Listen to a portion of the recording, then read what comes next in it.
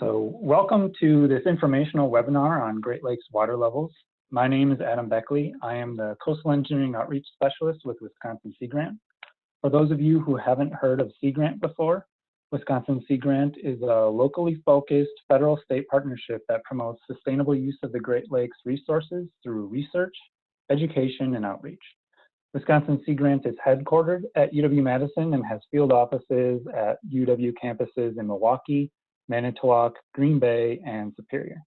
This webinar is a partnership with Sea Grant and working with the U.S. Army Corps of Engineers, the National Weather Service, the Wisconsin Department of Natural Resources, the Wisconsin Coastal Management Program, as well as many of your local governments who have been connected with us and have shared out the word with their residents. So I want to thank everyone on the webinar for being flexible and adaptable as we've changed formats from our planned in-person meetings in Summers and Mequon and Manitowoc to put on this webinar. We certainly all value being face-to-face with you, but we recognize the importance of following CDC and public health guidance amid the ongoing coronavirus pandemic. And we know that the coronavirus outbreak is on a lot of our minds, and we wish you all good health amid this outbreak. With that, tonight we have a full program on Great Lakes water levels, coastal processes, and their impacts on the coast, as well as talking about some options for dealing with those impacts and how maybe to get that done. We're going to start off, I'll bring up our agenda, with a welcome from Jason Peters of the Village of Summers and Congressman Bryan Steil, and then Dee Apps and Krystle Walker from the Army Corps of Engineers. Detroit District will be talking about water levels as well as some emergency management activities the Corps has been taking part in. We'll also have Sarah Marquardt from Milwaukee Sullivan National Weather Service Forecasting Office talk about some of the local impacts of water levels and storms recently, as well as their marine forecasting service. Then I'll be talking about moving onto the land and follow up about how coastal processes in the water affect coastal lands and discuss some strategies for mitigating those effects. And then finally, we'll have Sarah Szabo and Theresa Szabelski of the Wisconsin DNR to discuss the permitting process for erosion control structures in the Great Lakes.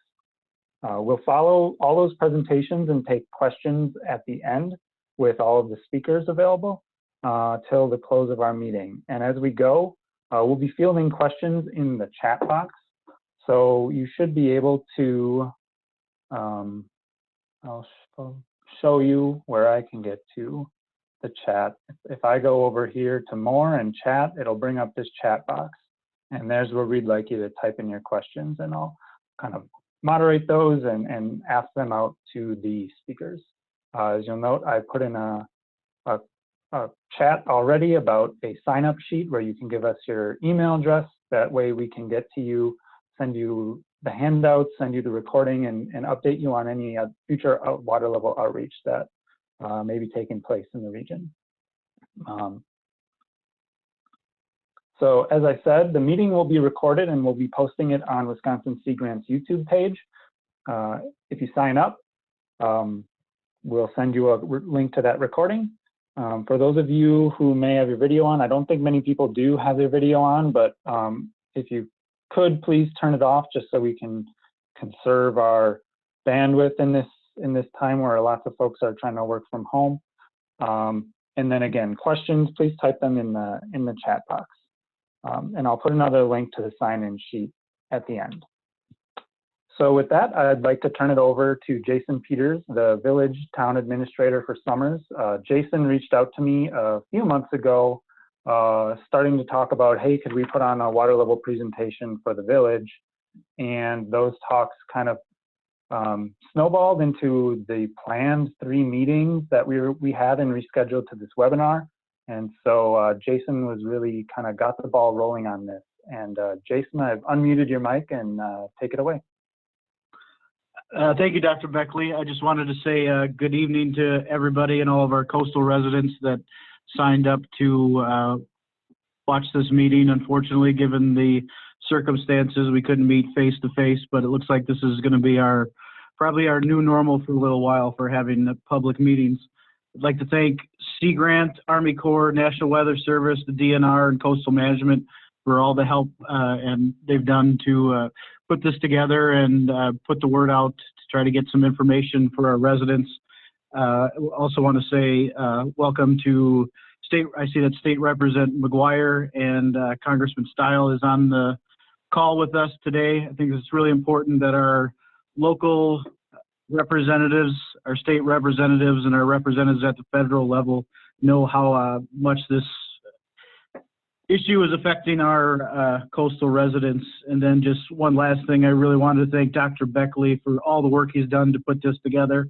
Yes, I reached out and said, you know, we needed a meeting and to get some information out there, but he's really done all the heavy lifting and coordinated all this together and dealing with, you know, trying to get space for us to have these meetings and then having that postponed and getting this webinar set up so everybody can get the information. So with that, I'll turn it back over to you, Dr. Bechle.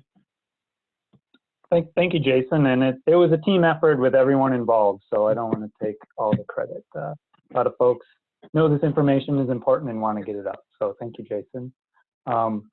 With that, I would also like to give some time to Congressman Bryan Steil of Wisconsin's 1st Congressional District.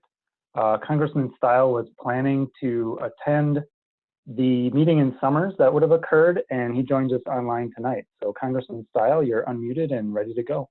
Thank you very much, Adam. I appreciate you guys putting together today's program. Disappointed we can't all be together, but amidst the pandemic with coronavirus, clearly the best decision.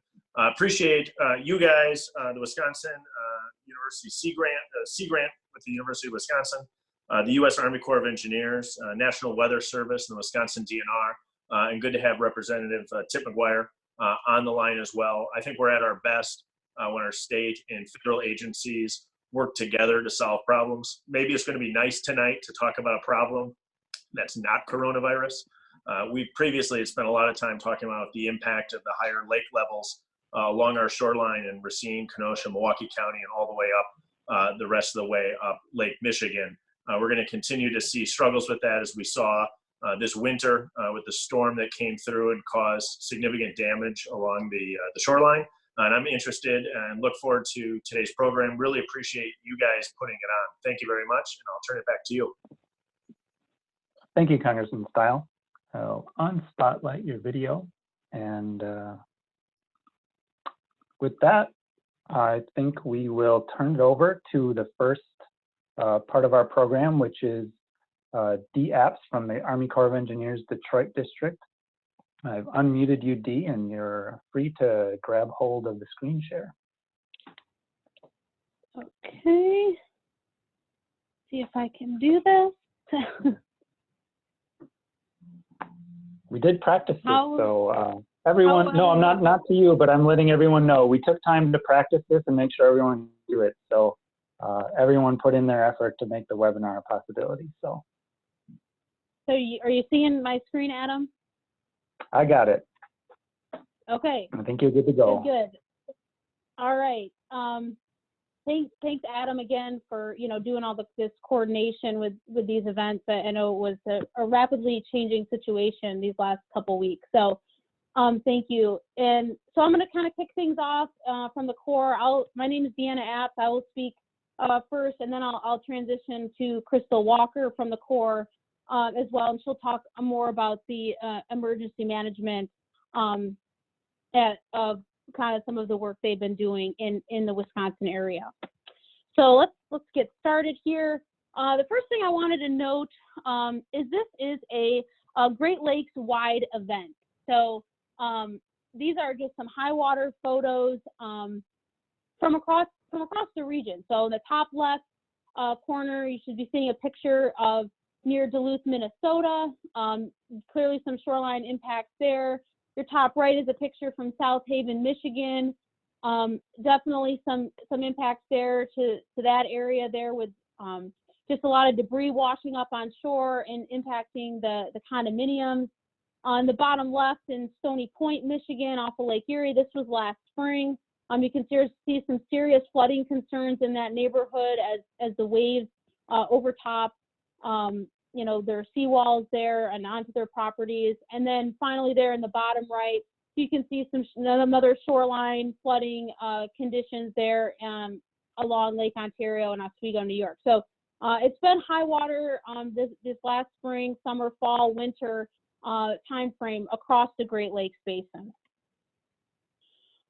Again, just as we're getting started here, I want to go over some notes about Great Lakes water levels. I know there's a lot of text here, but I'm going to try to go over it so you know, we'll be on the same page moving forward. So when we measure water levels, we're measuring them as an elevation above sea level. And that's in reference to the International Great Lakes Datum of 1985. As you hear me talk through this presentation, you'll hear me say Lake Michigan, Huron, and I'm referring to Lake Michigan, Huron as one lake.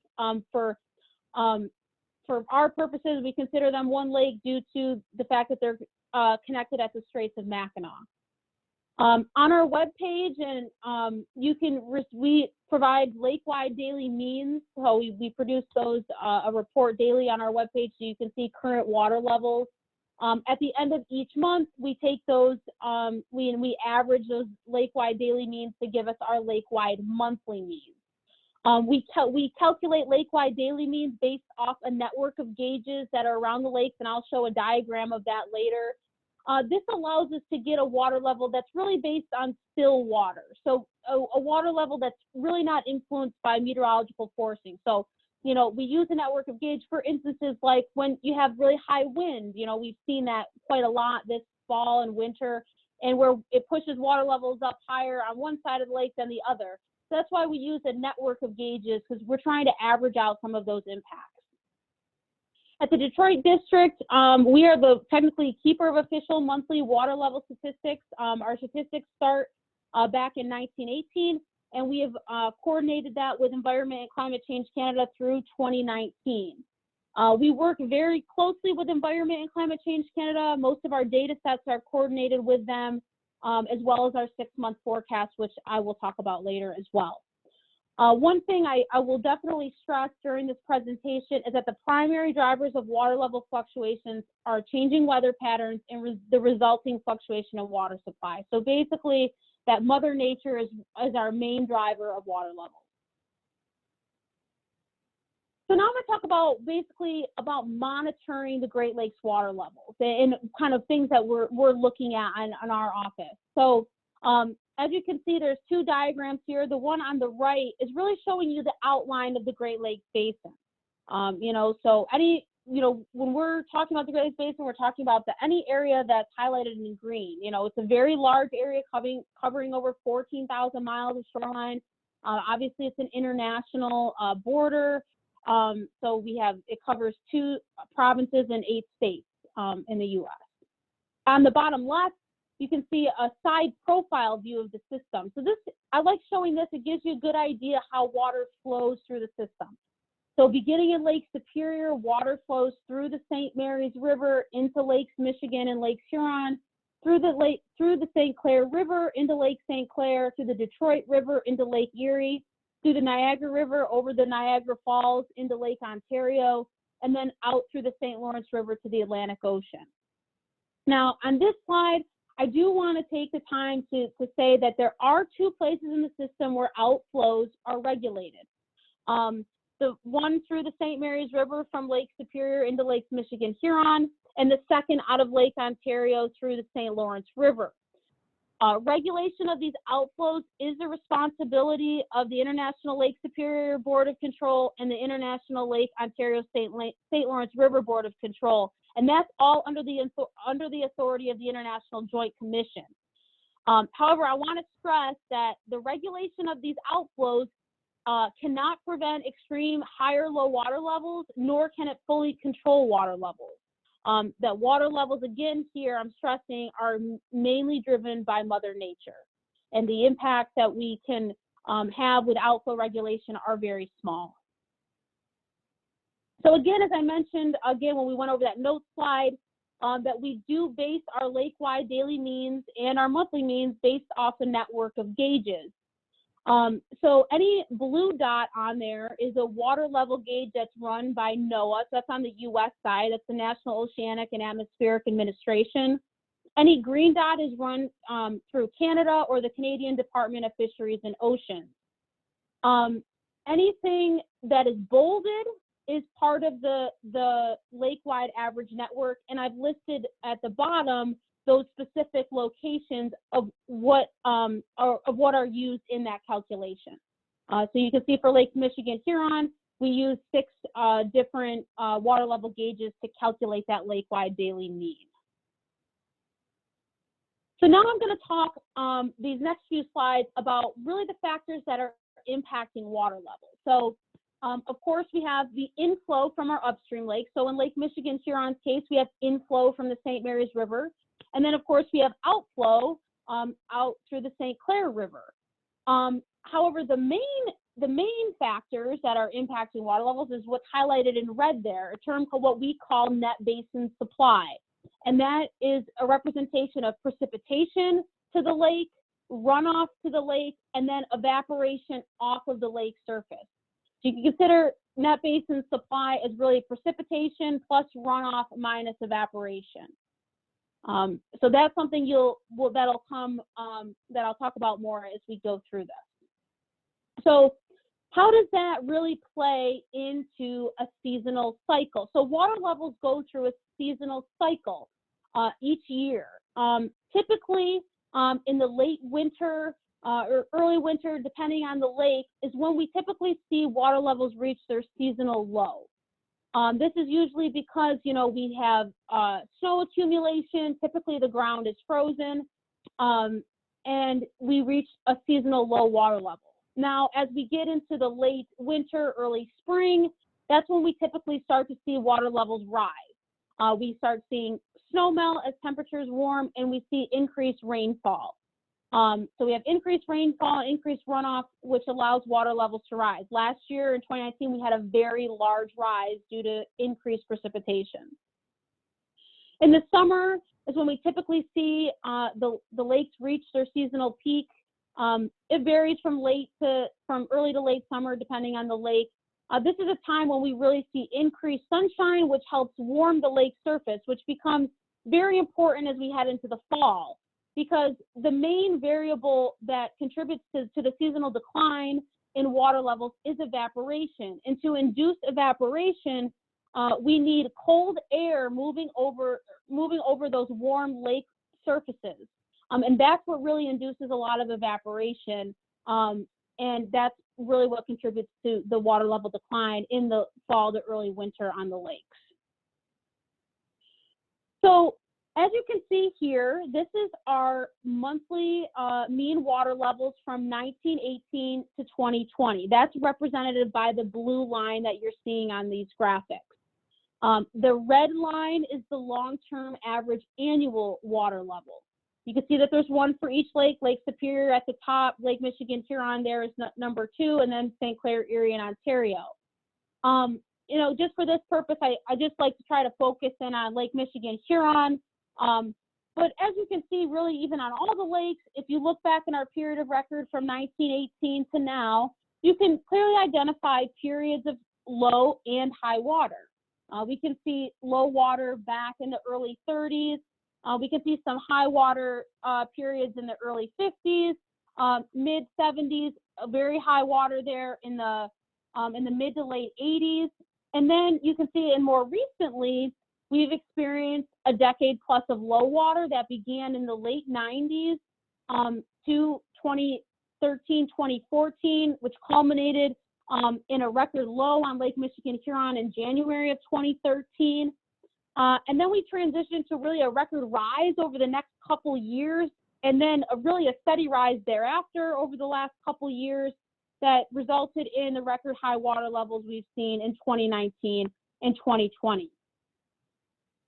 So this slide is just kind of going over some of the records we set. So these are, again, our monthly mean water levels. So we saw records beginning to be set last year in 2019 in the month of May on Lake Superior, St. Clair, and Erie. And that continued really through September of 2019. You can see Lake Ontario also set records during 2019 as well. You will notice that Lake Michigan Huron did not set a monthly mean water level record in 2019. It was very close multiple months, especially June and July, and here noted here in December as well. within 1 inch. Now that story has changed a little bit now that we are in 2020. So far in January and February, we've seen records on both Lake Superior, Michigan, Huron, and then also in January on Lake St. Clair and in Erie, and in February on Lake Erie. So we do continue to see very high water levels throughout the system. So how do we get here? Why is this happening? What you're looking at here is precipitation ranks for the Great Lakes Basin. So this is all data on the U.S. side of the border, or the U.S. side of the basin. And what you're seeing is this has been the wettest 12-month, 24-month, 36, 48, and 60-month periods in over 120 plus years of record in the Great Lakes Basin. So we've seen our wettest 1 year, 2 year, 3 year, 4 year, and 5 year periods. So we really can know that this rise we've seen over time from record low to record high is really a contribution of persistent wet conditions over several years.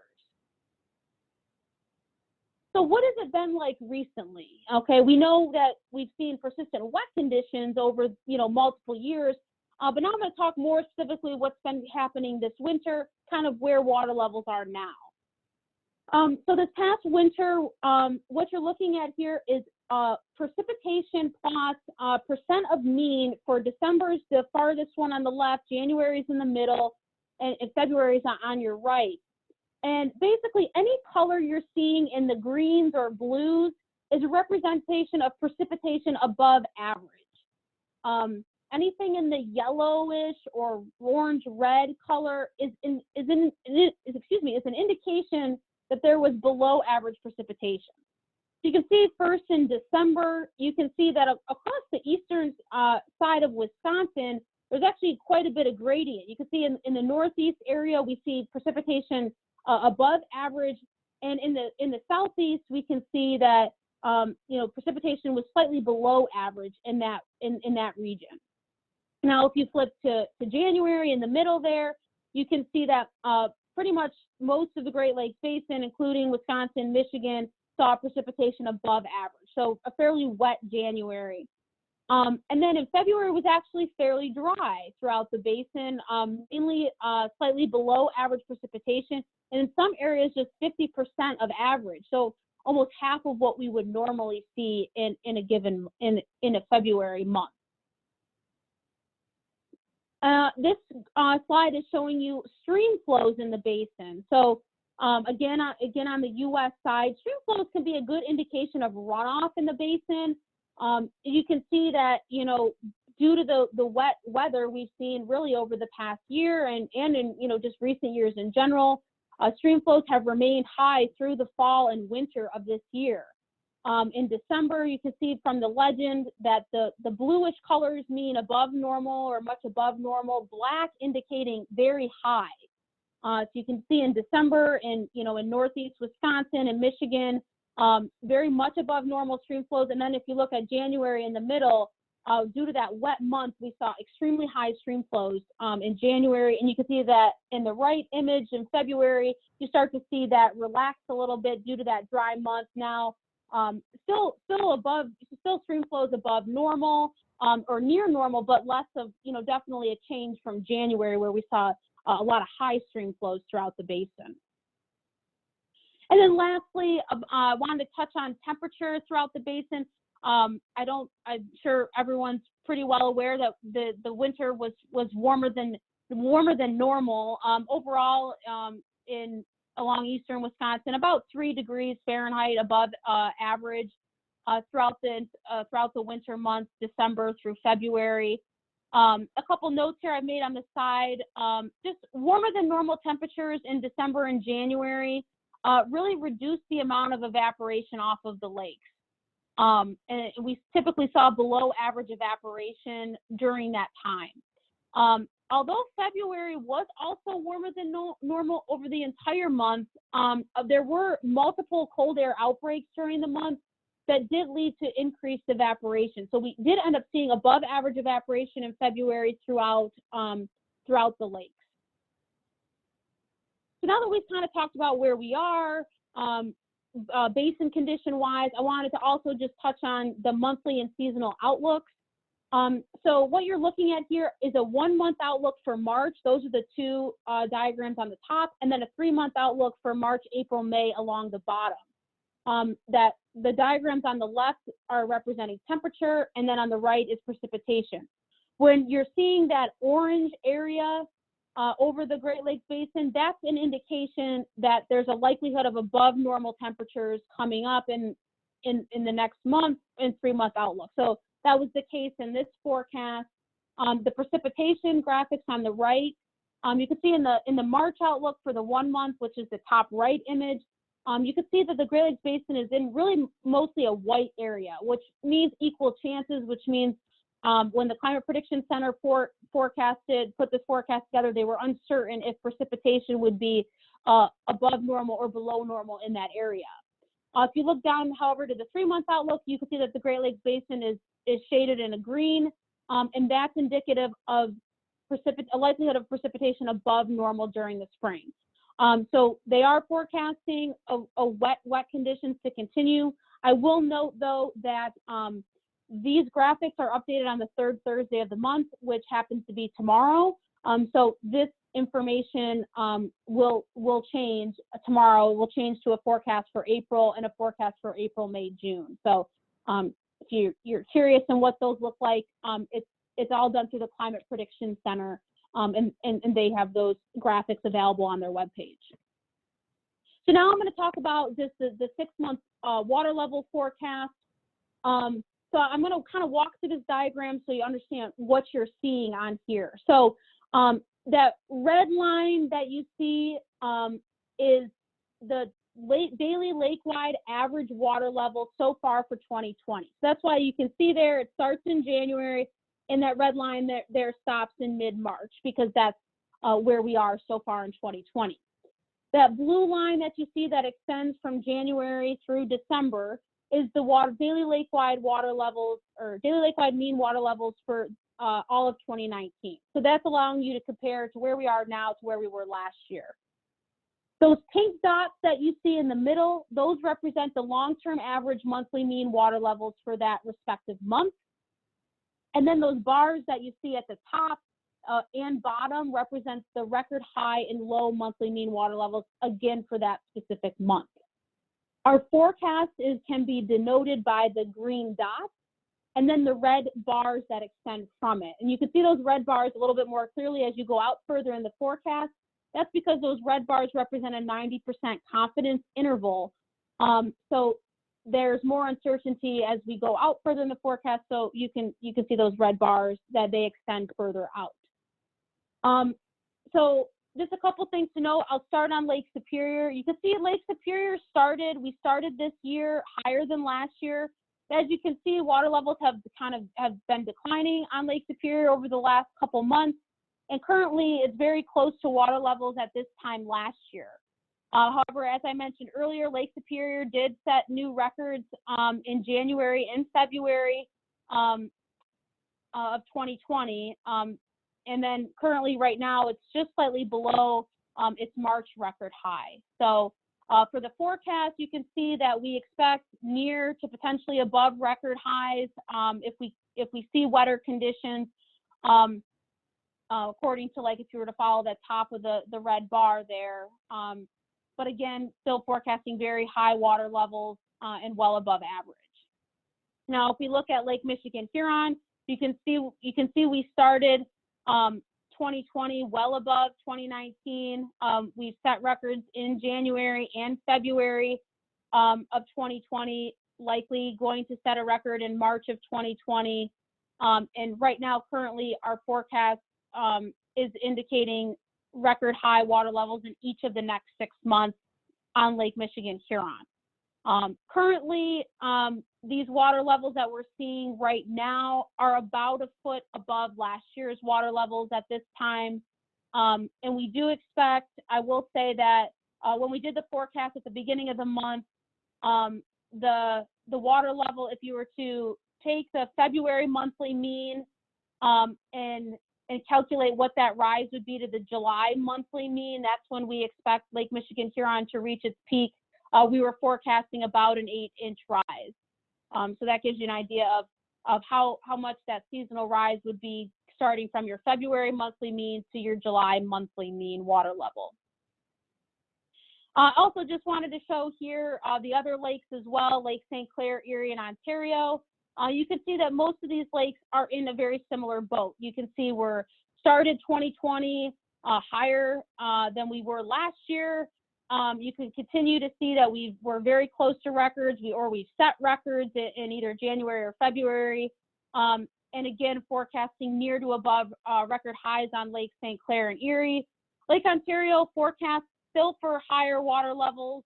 And there is potential, if we do see wet conditions, for those water levels to be near or above record high as well.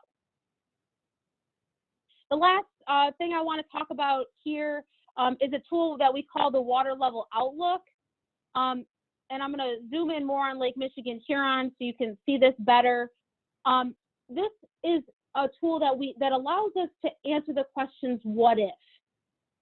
It's scenario driven and it's based on historical water supply.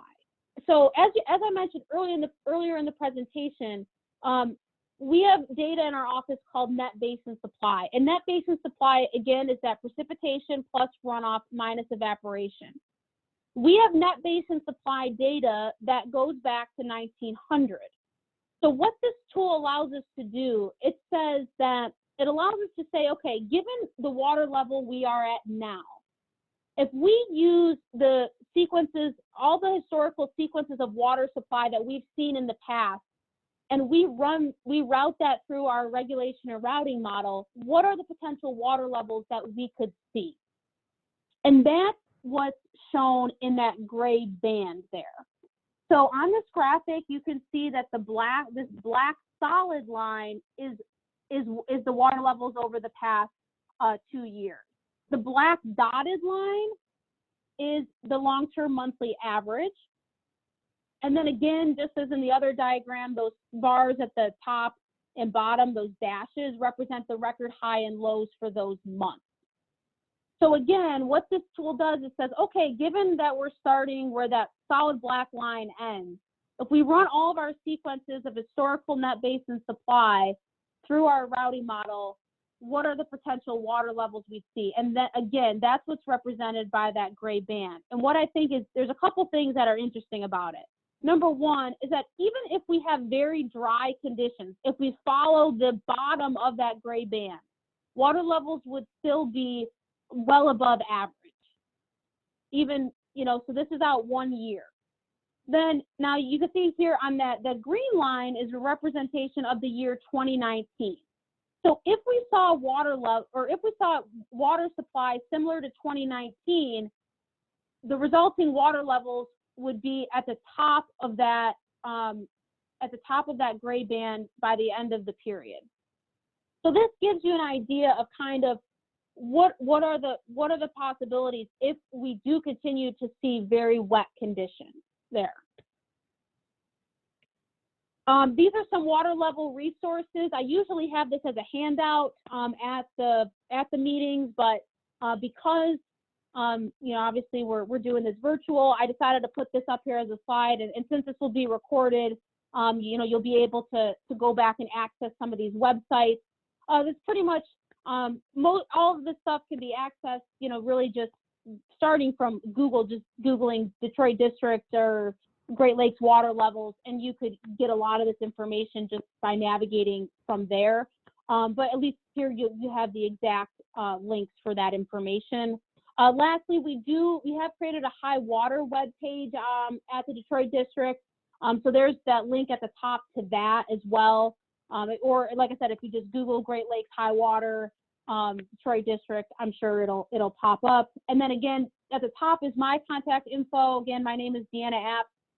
There's my cell phone, my desk phone and my work email, and then 2 other colleagues out of my office that also can help answer any water level questions that you have. And then at this point, I believe I will be letting Krystle is going to speak about some of the emergency management out of our office.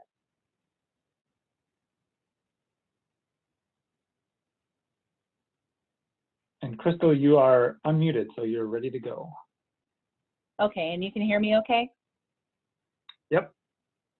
Great. Okay, good evening, everyone. My name is Krystle Walker. I am also with the Army Corps of Engineers, the same district as Dee, and I wanted to very briefly kind of touch on what we're doing within the Corps in terms of responding to this in an emergency management capacity. So while it's not as much of a well-known capability within the Corps, we do have a given emergency management mission. And in order to support that, each district has a dedicated emergency operations center and dedicated emergency management staff. So that is me, and I have two other colleagues that work in the same office. And so we actually activated our emergency operations center back in 2019 to start providing support to communities for high lake levels and the flooding that was occurring because of that scenario. So at this point, we've been providing that support for almost a year, and right now we're supporting 6 counties in Wisconsin under what's known as technical assistance. So I'll touch more on that in just a moment. We're also supporting an additional 13 counties in Michigan and a tribe in Michigan. So again, to echo Deanna's point, this is really a widespread basin issue. Our colleagues in Chicago District and also Buffalo District are also providing support to their local communities. This is truly unprecedented and a widespread issue. And what we're seeing under technical assistance, the issues that communities are typically bringing to us are really questions about, I have these resources, I have sandbags, I have inflatable flood barriers, but I have limited resources, I have limited funding, I have limited labor. How can I best protect a community with these limited resources? Dee, could you advance, please? Yep. And so I just wanted to touch on, so technical assistance, all of our authorities are dictated by what's known as Public Law 8499. So it is the legal language that dictates what we can and can't do in certain scenarios. And so one of the capabilities laid out by Public Law 8499 is this technical assistance. So what essentially technical assistance boils down to is it is our ability to provide support to a community for their insurmountable challenges. So your city, your county, your state emergency management programs can give us a call and lay out their unique challenges, and we can throw what we have at it to see if we can come to some kind of solution between us as partners. So there's some examples listed here. So I kind of touched on flood fight techniques. We have trained flood fight teams in each of our districts. So this is something that we're very tried and true in, and we can actually go into communities not only to provide this in terms of doing flood fighting, but also teaching flood fighting techniques. We can conduct inspections, we can provide data, models, all this water level data that Dee is touching on. You know, we have a huge repository of capability, and so we make that available to communities if they have a particular issue. And all of this is provided at no cost to the community, the city, the county, or the state. It is all internal Army Corps of Engineers funding. And so it's really one of those great capabilities that we like to offer in such times or such events. Next slide, please. So I also kind of wanted to show some pictures of some of the things that we've been doing under technical assistance. So the first picture on the top left, we've definitely seen areas that have seen rises on the order of feet in communities. And so really that is an extraordinary amount of water. And when your only resources are sandbags or something similar, that can be a very daunting challenge. So in this particular community, we were able to go in and site by site evaluate what was the best path forward. And then if you look at the top right, we also oversaw an entire sandbagging operation for that community. So it wasn't just encouraging individual homeowners to sandbag. That community invested in actually helping the private homeowners sandbag. So we were part of that. We helped set up the staging area, trained people in how to properly place, and provided recommendations on site-specific things that need to be taken into consideration when you're putting up flood protection. On the bottom left, you can see some communities have had issues with critical infrastructure being inundated. So in this particular example, you can see the fire hydrant that's under, I believe it was 2 feet of water, and then the manhole cover as well. So this is a huge issue because of life safety. You know, if you can't access your fire hydrants and there's a large fire, that's a significant concern. And additionally, when you have water getting into your combined sewer systems or your water systems, that can be a huge issue for the community in terms of cost and public safety and various different considerations. And then finally on the bottom right, so some communities were seeing issues where there's just water infiltrating through private property and affecting critical thoroughfares, critical public infrastructure. And so we're really able to come in and look at what is the community solution. If neighbor A sandbags but neighbor B does not, the whole community is still going to have the same type of flooding issue. So advising on those really big picture type scenarios. Next slide, please. And so, so that is one capability under Public Law 8499. What we really wanted to bring to everyone's attention, because it is a frequently asked question, is that under Public Law 8499, our authorities are really built around flooding, and we have a very hard limit when it comes to erosion.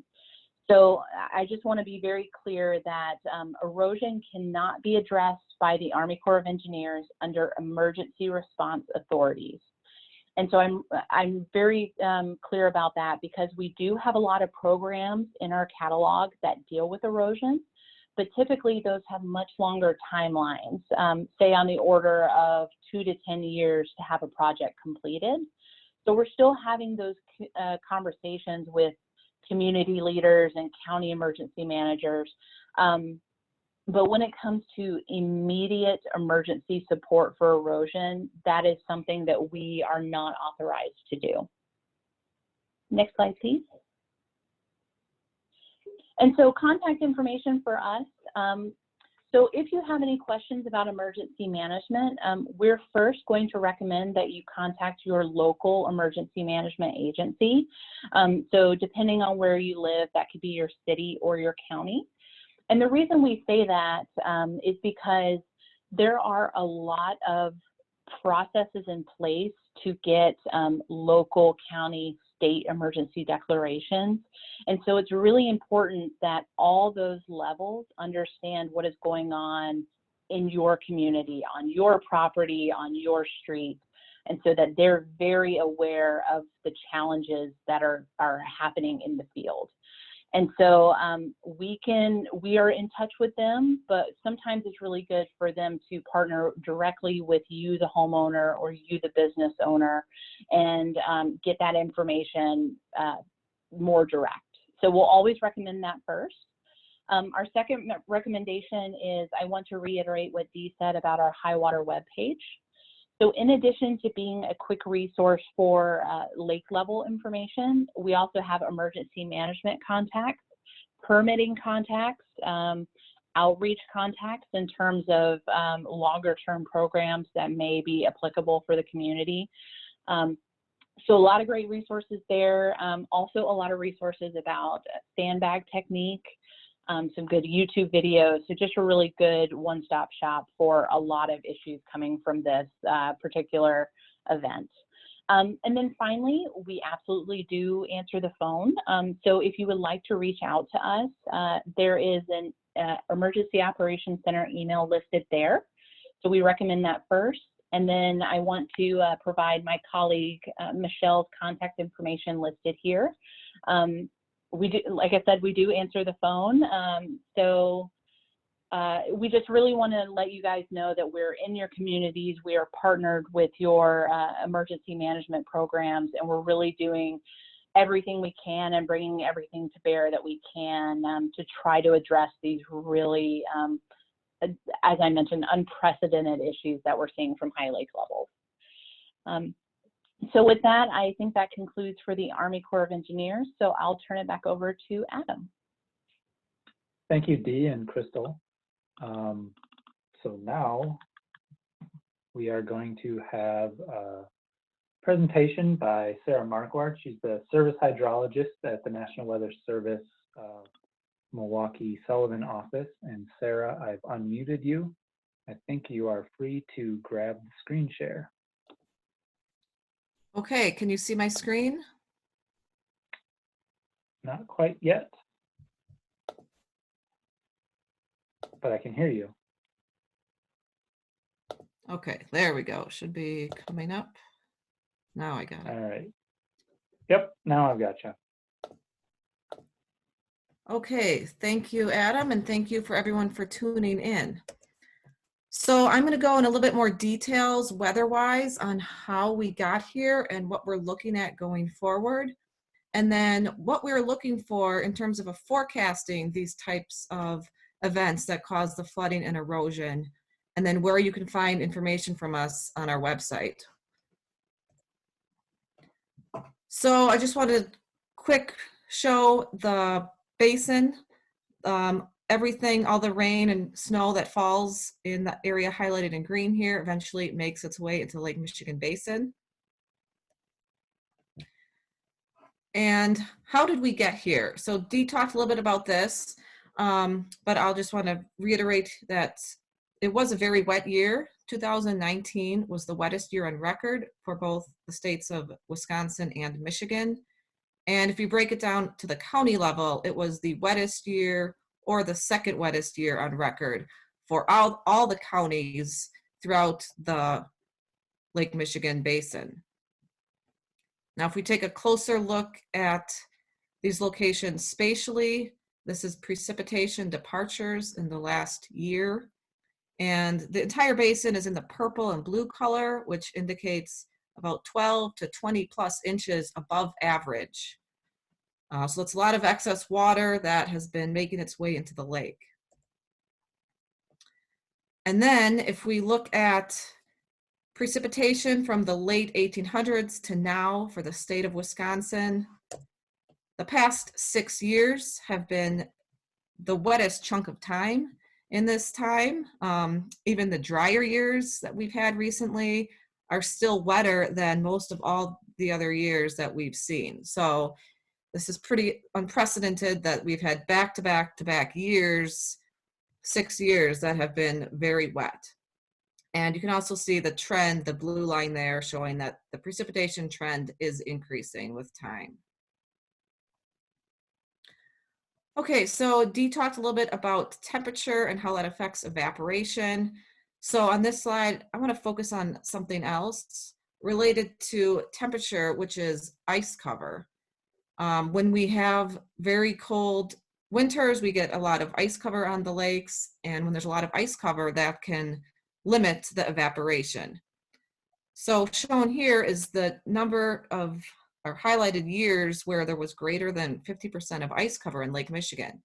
And you can see that happened back in the 70s and a few other years, but looking more recently, 2014 and 15, we had quite a bit of ice cover. Those were the years that were those very cold winters. That was when that term polar vortex was circulating. So those are very cold years. We had a lot of ice cover, and that was around the time that these lakes started increasing. So that was another thing that did not help, leading to these higher lake levels. Okay, and then snow also is a big factor this time of year because the lakes start rising as the snow melts and makes its way into the lakes. Now, most of the snow has melted across the southern part of Wisconsin and much of lower Michigan, but there still is quite a big snowpack across northeast Wisconsin and the upper peninsula of Michigan. What's shown here on the left is snow water equivalent, which is the amount of water in inches that is contained in that snowpack. And those values are 4 to 12 inches, and that is much above average. On the right there, those blue colors show that that water content is in the 60th to 80th percentile, meaning it's above average. So that's still a lot of water that needs to melt. Some of it will evaporate, but a lot of it is also going to make its way into the lake. Okay, and Dee touched on this a little bit, but I'll just show a little bit more of our outlooks. So looking to the end of March, this shows increased chance for above average precipitation during this time frame. It's greater than a 50% chance of seeing wetter than normal conditions for late March.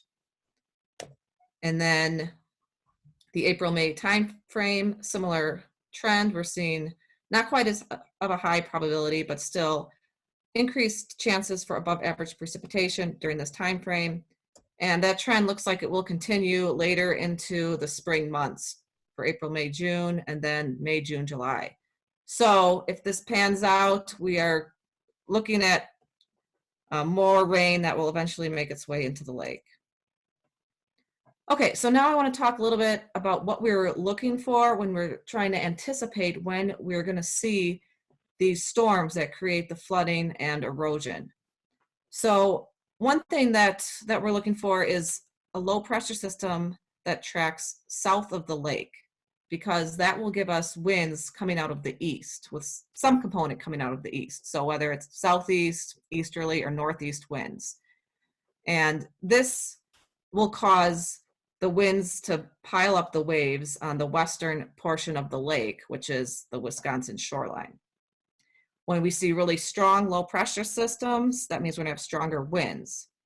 And when these storms are very slow moving, there's a longer duration of time that those winds have to build up the waves. And that's when we see the more impactful events. So this particular case I'm going to show you as an example is from January 10th and 11th of this year, where there was a lot of flooding and erosion and damage in southeast Wisconsin. We had a very slow moving low that brought a long period of northeast winds, very strong winds and high waves to much of the Wisconsin coastline.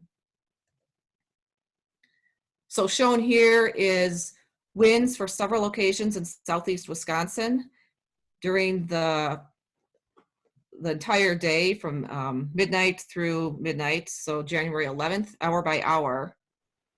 And all of these locations pretty much had winds gusting between 30 and 45 miles per hour for that 24-hour time frame, with a period of even stronger winds from 4 a.m. to 8 a.m. of about 45 to 55 miles per hour.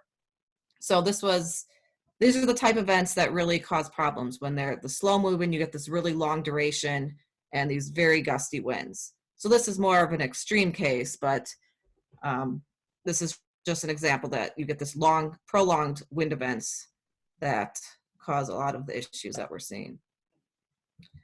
So I mentioned the easterly component wind is very important because that pushes the waves, builds them up across the western half of the lake. So in this case, you can see the wave heights here. We're expecting 10 to 12 or 15 foot waves across the western half of the lake, because that's where they piled up with the northeast wind. Now, when we see these conditions, the Weather Service will issue a coastal flood advisory or a coastal flood warning. And that's for the counties along the Lake Michigan shoreline. I will touch more on that in just a moment. I also wanted to point out, so there's a lot of impacts with flooding and erosion and debris, but something else that we're seeing is river flooding because of the high lake water. When we get these events where the wind direction is in the same direction for a long period of time, the lake water is getting pushed up into the rivers. So for example, in Green Bay with the northeast wind, that water is getting pushed up the Fox River and up the East River towards Lake Winnebago. And then Sheboygan, if you had an east wind, that's pushing the water up the Sheboygan River. And we're seeing that happen in a lot of rivers, depending on the wind direction. Different areas are susceptible, but the river, and there's backwater flooding getting well upstream into the rivers because of the high water levels when we get these wind events. Okay, so the National Weather Service will issue lakeshore flood headlines, meaning watches, warnings, or advisories when we're anticipating these types of storms that may cause these impacts. So we'll issue an advisory when we're seeing moderate winds and waves with minor flooding impacts. And then we'll issue a warning when we're seeing more significant wind and waves and more serious flooding. And then if we see this in advance enough, we'll try to issue a watch prior to the event to give you more of a lead time that is coming. We typically see about 1 to 2 warning level events each cool season, meaning fall, winter to spring. We just don't typically see storms this strong in the summer that we reach this warning level that I have highlighted here.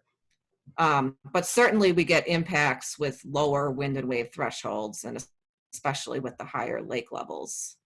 We're seeing more impacts now.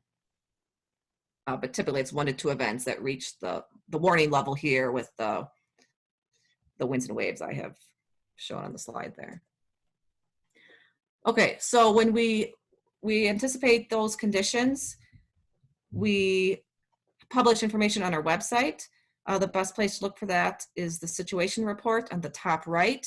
We'll have images like I've shown in the previous slide and forecasts of the winds and the waves and what impacts we're expecting with those conditions. And then also on the weather story on the bottom left, another place to look where we post information if we have a coastal flood watch or warning or advisory out, or just if we're expecting an impactful event, you can look there for winds and wave forecast information. Otherwise, if you go to our website, weather.gov, and click on the map, you can get a forecast of winds or waves if you're near the coastline, if you select that area, and you can get a chart with the hour-by-hour forecasts. And if you have any other questions, or there's numerous ways you can find our information, our website or Facebook and Twitter or YouTube even, you can send us questions there. You can send me an email. And I have the Weather Service in Green Bay also listed here. If anyone's tuning in from northern Wisconsin, there's another office there that will be issuing the products for those locations. But otherwise, just reach out to any of us at the Weather Service and we can answer your questions. So that is all I have, and I will turn it back to you, Adam. Thank you, Sarah. And I will say that we did have, for the Manitowoc meeting, we did have the Green Bay Weather Service was going to present there as well for anyone from the northern. So we would have had good representation from your Weather Service offices that cover the coast of Lake Michigan. So I need to share my screen.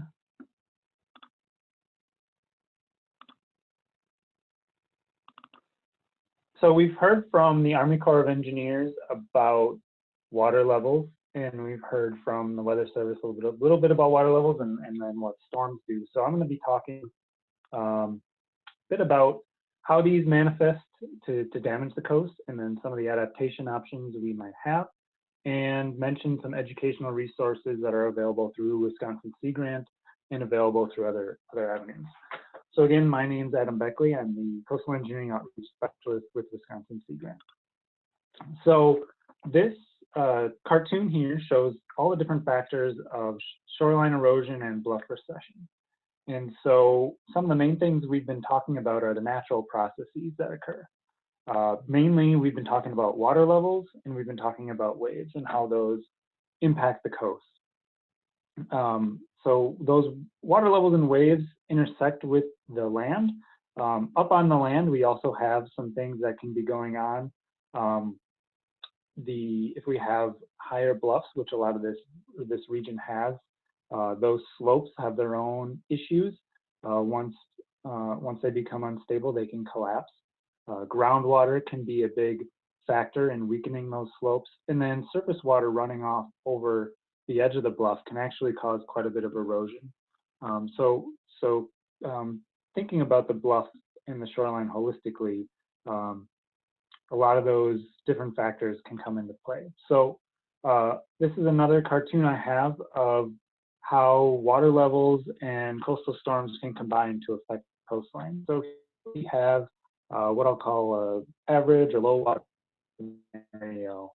And when large coastal storms come in, like Sarah said, from the east and blowing, they can push the water up and cause a storm surge, and those waves strike the coast. Now, when we're at low water levels, we can still have pretty wide beaches exposed, and those waves may not attack things like our coastal bluffs, some of our more erodible landforms.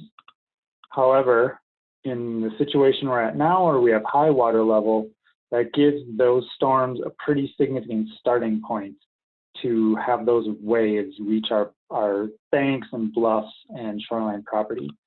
So when we get those storms come in from the east, that storm surge pushes up, and just want to check the chat to make sure I'm not missing anything.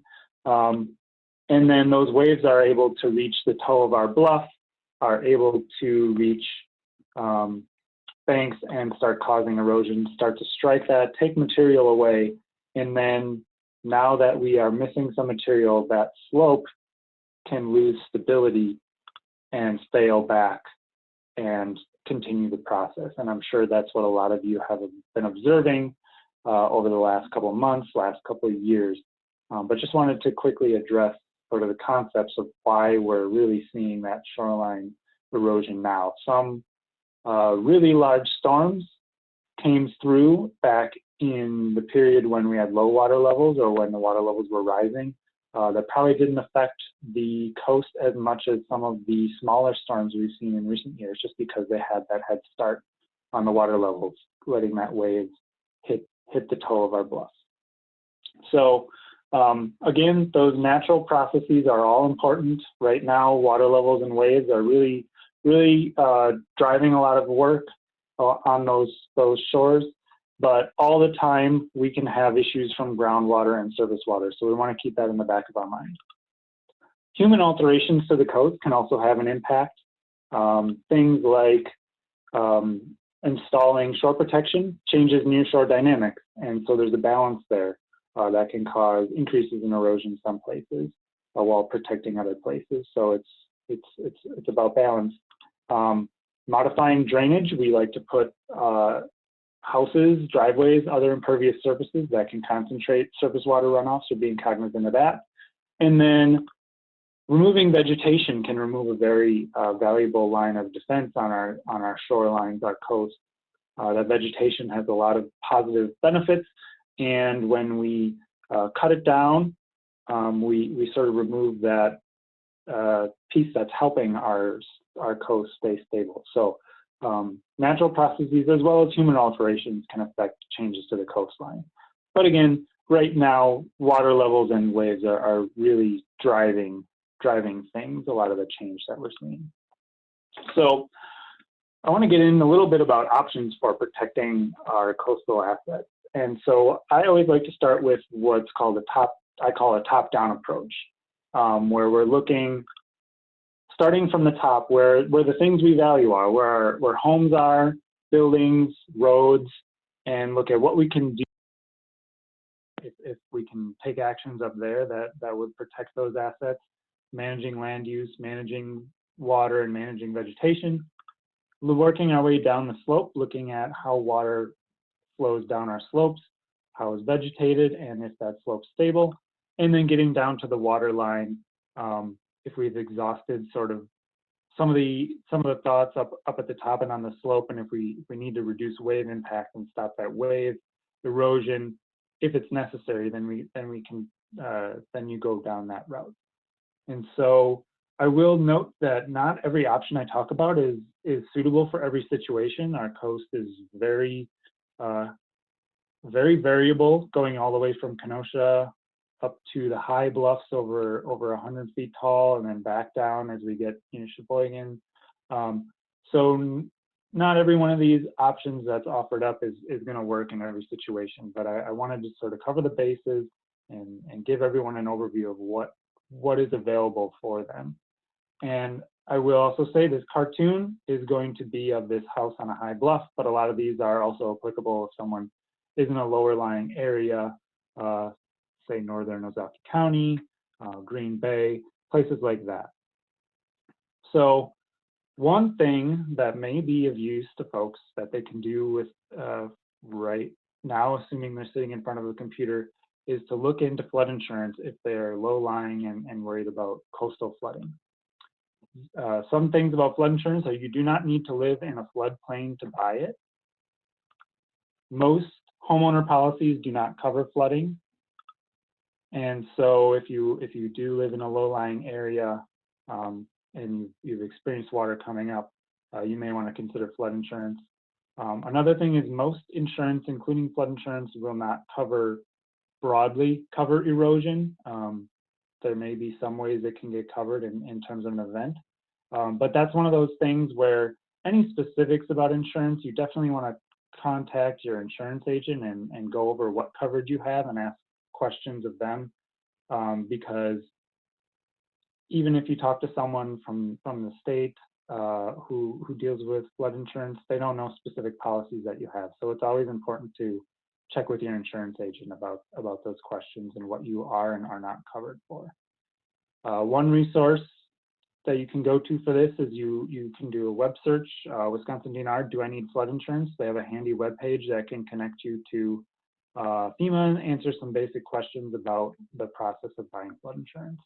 Again, that's if you're a low-lying area. If you're in a 100-foot bluff, you're probably not going to get flooding from Lake Michigan. You could get flooding from elsewhere, from overland flow and things like that, but specifically Lake Michigan, lower-lying areas are where that's a concern. So beyond purchasing insurance, one thing I like to think about is what's the land use of where you're at, and this is generally framed sometimes in terms of what we call geotime. We know right now a lot of the coast is eroding, and it's eroding in this cartoon R feet per year. And so if you live X feet from the edge of that eroding shoreline, your geotime is how long that erosion is going to impact your home. And so for those of you maybe who are prospective home builders, building as much geotime into your where you place your home is a really good idea. Placing your house far back from the edge of the erosion gives you that head start and gives you some peace of mind that erosion is not going to reach your home for quite a long time. Now, for those of you who already have a house, your geotime is sort of locked in place as it is. And so one way you can think about that is if you have space on a lot, building relocation can oftentimes be a more cost-effective strategy than trying to fight erosion. Not every case, but and there are expenses related to it, but moving a building back to a safe setback distance can be a viable option when erosion is threatening a home. So this is a picture from a house in Sheboygan County. This was taken in 2007, and this bluff erosion was starting to encroach within, I think, 15, 20 feet of the house. And so fortunately for this homeowner, they owned the parcel of land next to the barn there across the road. So what they did was have the home moved back across the road. That was more cost effective than trying to install some sort of shore protection or wave reduction or wave impact reduction at the toe of the bluff, and gave them quite a great distance between them and the erosion. And so certainly there's things to take into account, new foundation, utilities, things like that. But again, I like to say it's a tool that could be in the toolbox if you've got space to move the home to. At the top, I mentioned managing runoff is important. Directing runoff away from the edge of the bluff here's the picture of a house where the downspouts were pointed at towards the edge of the bluff. That can concentrate water and cause localized erosion as it flows down the bluff. Trying to direct that water away from the bluff, either downspout extensions or rain barrels are an option. Minimizing impervious surfaces, maybe using permeable pavers instead of pouring a concrete slab in a backyard. Intercepting perched groundwater. This was a home where there was noticeably wet spots at the top of the bluff, and they installed a drain system to pipe that water to the base of a ravine and get that from destabilizing the bluff slope. And then directing wastewater away from a bluff. This was a home where the mound system, the mound septic system was installed right towards the edge of the bluff. That did a couple things. It added extra weight to that part of the bluff, putting more stress on the slope. And every time the sink was run, the toilet was flushed, put water into the bluff. So that system was moved around to the front of the house, maybe not the exact place you would want it, but in terms of bluff stability, something like that is a wise choice to prevent yourself from doing more harm to the bluff. And then good. I also mentioned maintain and enhance existing vegetation. So vegetation does a handful of things that are beneficial to slow down erosion and slow down slope failure. One, starting at the roots. Those roots are really good at holding the soil together and adding some extra strength to your slope and to the top of the bluff. Another thing it does is it slows down runoff by hitting large native vegetation. It slows down flow and reduces its erosive potential. And vegetation is also good at sucking water out of the ground, and the plants then uptake it and evapotranspire it up into the atmosphere. And so that's another good benefit from having healthy and good native vegetation at the top of the bluff, the slope of the bluff. So just a couple of examples. Deep-rooted in native vegetation is best. Turf grass, typically roots are about 4 inches deep, which doesn't do a whole lot of holding the soil. So some native plants that are deeper rooted would be better for that.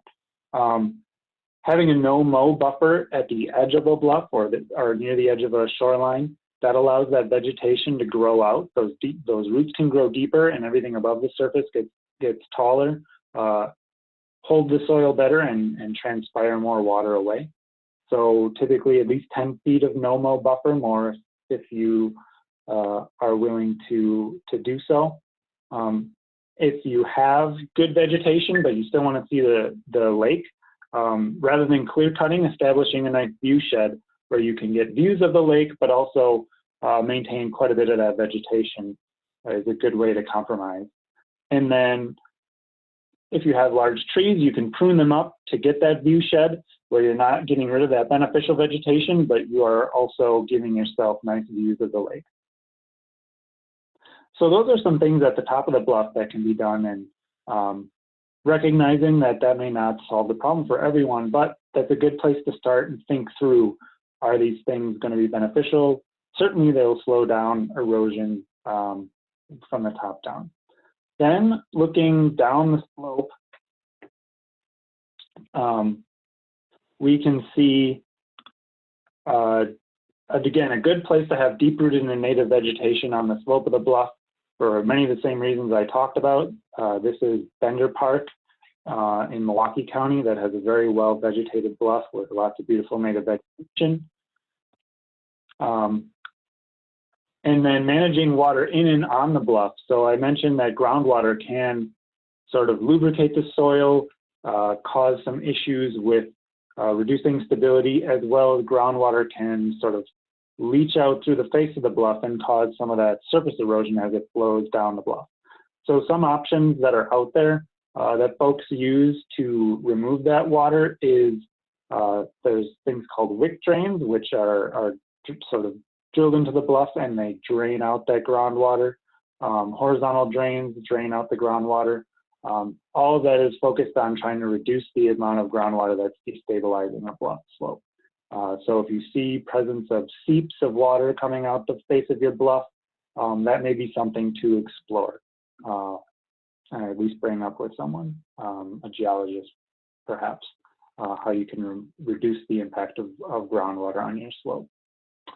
And then if you do have an unstable slope, for instance, in this example, up here in the upper left-hand corner, we have this yellow line, which is an old, unstable, too steep bluff slope for that soil to hold a good shape.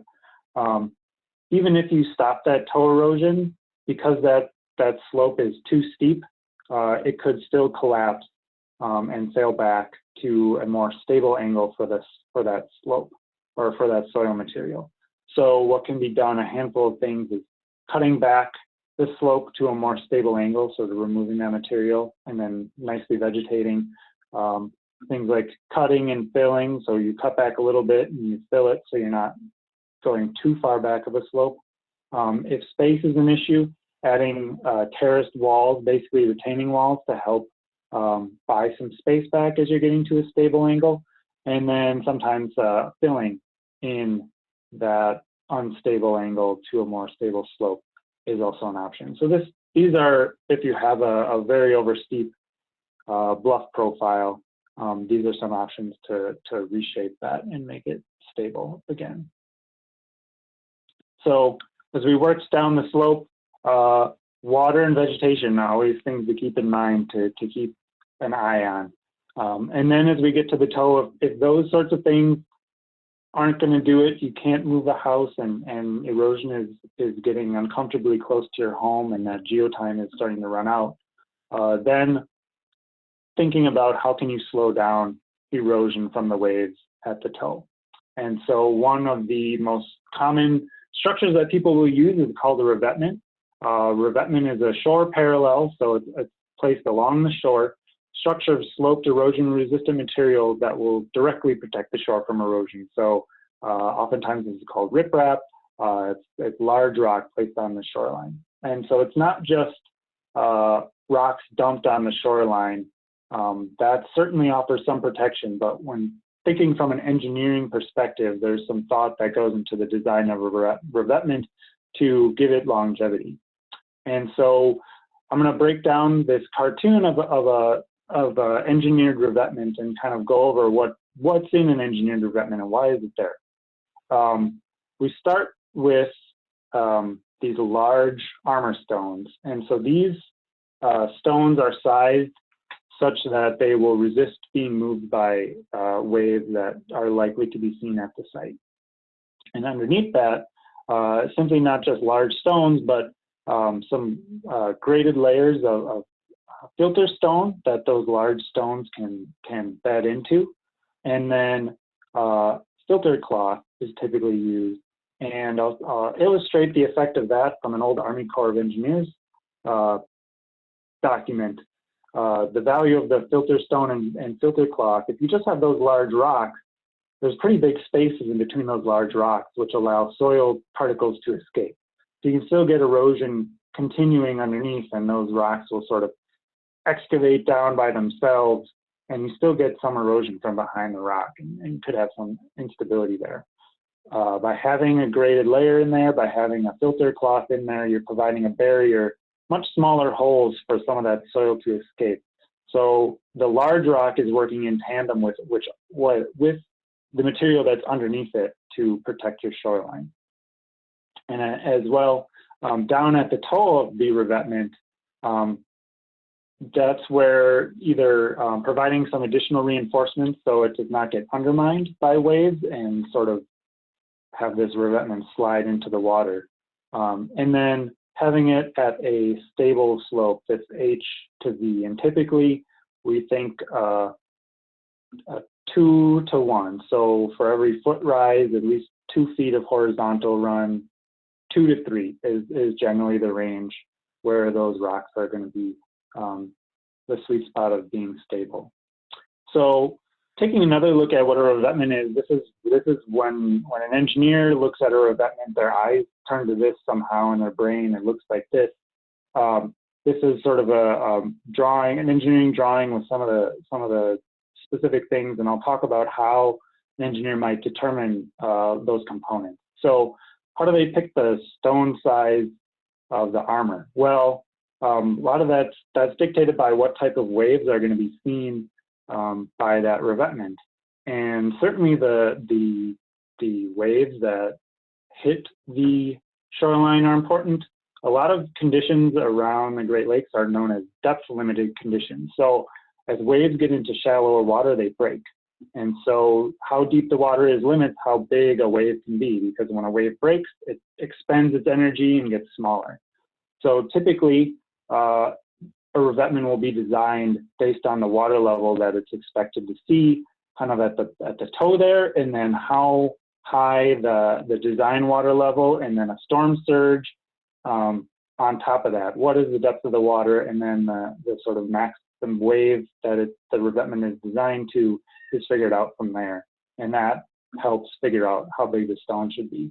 Also factoring into stone size is the slope of the revetment. The shallower the slope, the smaller the stone has to be in general. And then ice impacts can also be factored into it as well if it's important. Certainly we don't want the stones to be plucked up by a sheet of ice. So there's places where that's maybe more important than others. But in general, this is kind of what you want to see for a revetment. Angular stone, not rounded stone. Those angular stones lock into each other better than our smooth boulder would.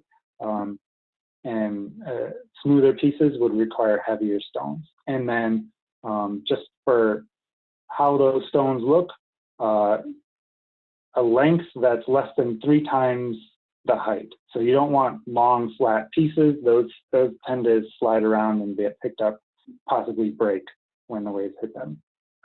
So armor stone design is really a key to what you're looking for if you're getting a revetment done, and thinking of those considerations, and whoever you're working with thinking of those considerations.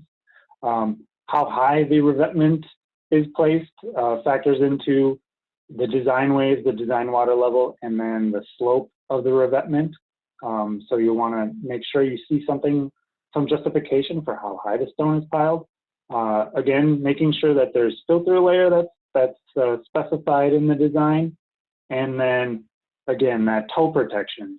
This shows a little bit different detail. This is a large stone that's sort of put in an excavated trench to kind of lock in the toe. You can see it would be a trench dug out and a large stone placed in there to prevent the revetment from sliding down. So those are sort of the considerations if you have to have a revetment put in. Again, it's not just the riprap dumped on the shoreline. That does some stuff, but in terms of getting a long-lasting product that can stand up to Lake Michigan, an engineered revetment with these sorts of considerations is gonna perform better than just rock dumped. It will probably cost a little bit more, but that's part of the calculation when you're getting work done. Why do we say that shore protection maybe is something you should think of as the last thing? There are some negative impacts, as I alluded to. This is a photo of a revetment that was installed in 2007 when water levels were low and close to record lows. And then 5 years later, a significant amount of erosion had taken place to the end of that. And so revetments reflect wave energy because you're going from a natural shoreline to one that's rock, a hard material that can reflect that wave energy. And erosion rate increased from about 1 foot per year to about 10 feet per year. Again, that's not guaranteed to happen everywhere, but just illustrative of when we change the coastline, we can change how erosion acts nearby. And here's just another example where that increase happened with the installation of a revetment. So what can we do to maybe mitigate those impacts? Well, if they've got a stretch of neighbors that are needing to do something, working cooperatively so that you sort of mitigate those impacts between homes. This is a comparison of everyone cooperating on the revetment versus a couple people going in on their own, increasing erosion and maybe needing that house to no longer be there. Just a couple other types of structures.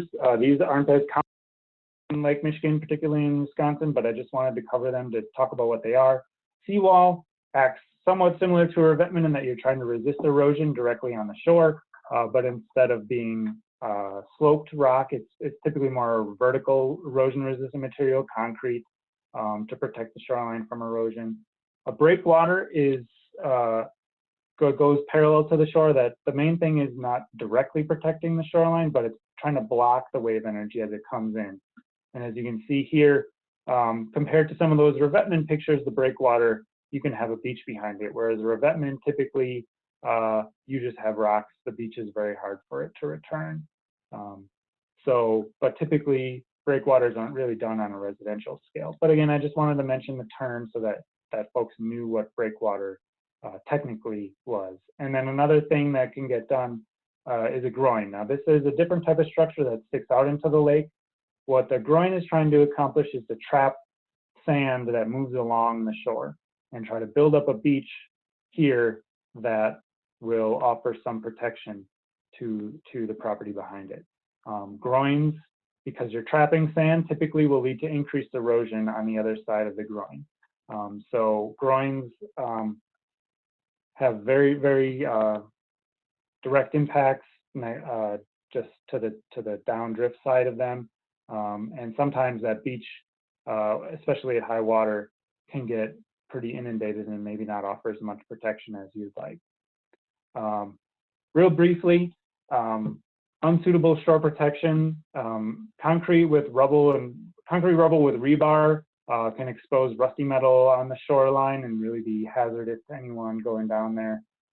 Things like these poorly interlocked concrete blocks maybe will get slide around and again not provide the same level of protection as a well-stacked revetment.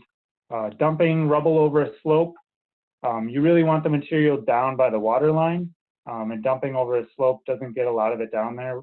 Does it offer some protection? Yeah, but not as good as you would like, and it adds extra weight to the slope and can actually reduce your slope stability.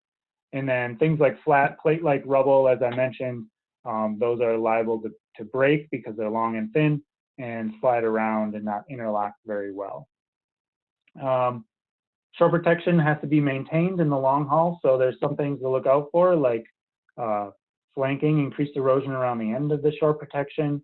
That armor stone over time can crack, so if you do have a revetment, it's something that you need to be mindful of and monitoring. Once that stone cracks, that weight is much smaller and it can't handle the wave forces as much. Instability, as those stones get moved around by large waves, your revetment or wall can start to lose stability. This is a very steep wall. That's something that needs to be maintained so it doesn't get out of hand. And then gaps in the structure that can develop due to any of these cracks or instability can be vulnerabilities, and this was taken at low water level. Those gaps in the structures have now developed into a kind of wholesale failure in the revetment. So maintenance of shore protection is needed for long-term function is the overall message there. So again, thinking top-down, starting at the top where is land use, always, no matter what, thinking about water and vegetation management, how stable the slope is, and then if you need to, reducing wave impact if necessary.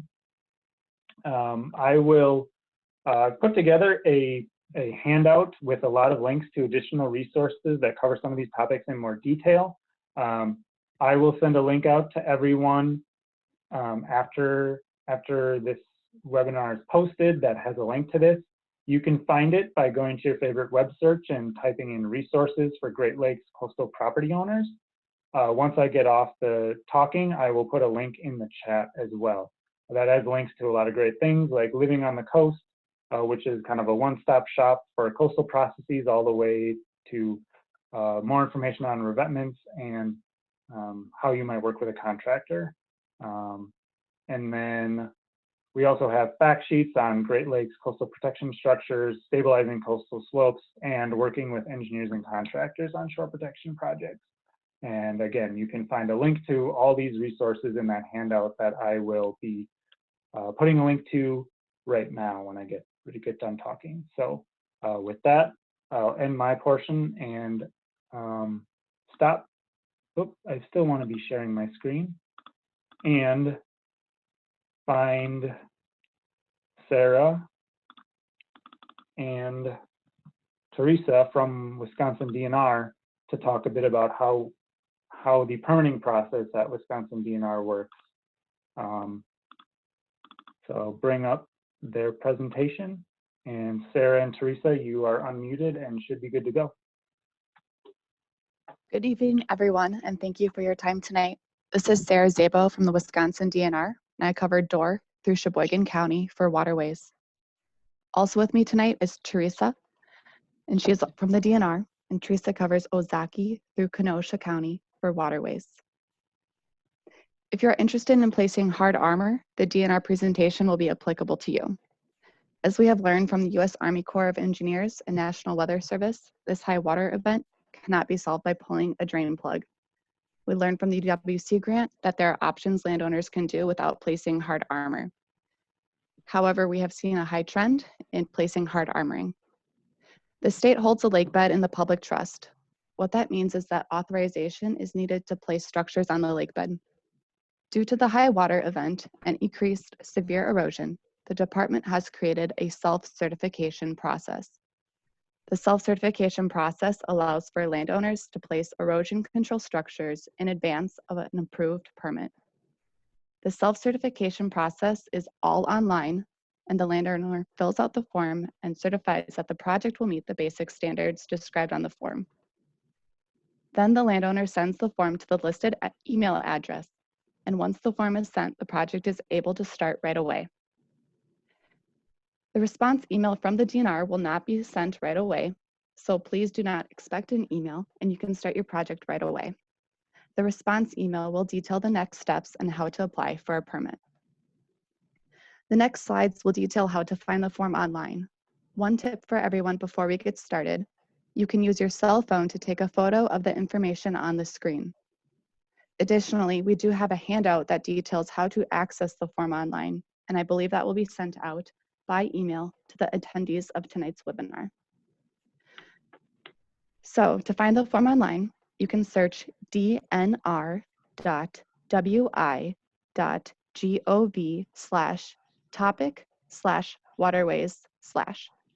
This is identifiable by the orange blocks located near the top of the screen.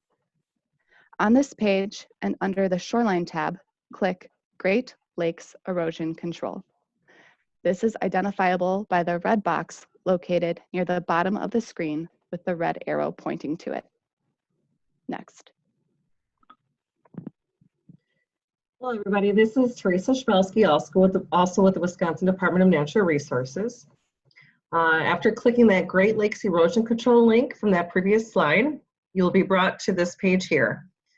This page details information about placing emergency erosion control structures on the Great Lakes. Go ahead and click the Great Lakes Emergency Control Self-Certification link that is highlighted in the red box below, and that'll take you to the form that is required to be completed to start that immediate work on your Great Lake property. Next, please. This is what the one-page form looks like. You will see the information needed is landowner name, mailing address, project location, water body name, email address, and phone number. The department requests that this information is also provided by the consultant if there's a consultant involved. Next, please. The following are the standards that the landowner self-certifies that the project will meet. First one is the project is located on the Great Lakes or Bay of Green Bay. The project is intended to address an emergency shoreline erosion concern. The project will have rock, stone, or heavy concrete that is large, non-flat, interlock, and of sufficient weight to remain in place. This is very similar to what Adam had previously mentioned in his presentation. There's no rebar, no metal, no painted concrete, no fines then with these types of materials. The project will use filter fabric with the rock that will be placed on top of it. The project will not result in material being placed on the face of a bluff. Materials to be limited to the base or the toe of the bluff, if on a bluff. For our permitting requirements, the project shall be placed at a 2-foot horizontal to 1-foot vertical slope and shall not be placed above the top of the bank. The project shall be placed along the natural contour of the shoreline. And then finally, all these standards are standards the landowner is thus self-certifying that the project will meet. Next, please. Once the form is filled out and saved, please email it to dnremergencyshoreprotection@wisconsin.gov. Please proceed with your project upon submitting the signed form to the department. Next, please. After you submit that form and after the emergency situation is addressed, your project is complete, a permit application is then needed. A permit is required within 18 months of that self-certification submittal. A return email will be sent to you with details for those next steps. However, if you're interested in learning about the permit process now, you can view that online at the website that's noted on the page here, the dnr.wi.gov /permits/water.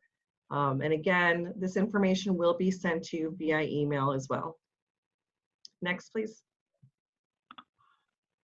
If you have questions or concerns, please contact our Waterway and Wetland Information Line by phone or email.